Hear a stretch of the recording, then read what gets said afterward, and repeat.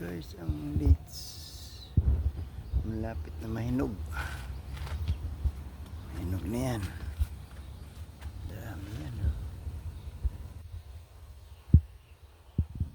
Dates. Kung tawagin dates or tamar. Dami oh. Ang daming bunga. Doon pa sa kabila oh. Yung doon sa kabila guys, tanim ko yan.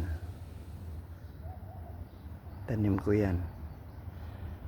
Pero ito, iba nagtanim nito. Taga rito ang nagtanim. Ayan. Gandang tingnan. Dates. Sarap nito guys. Matamis. Matamis kapag hinog na.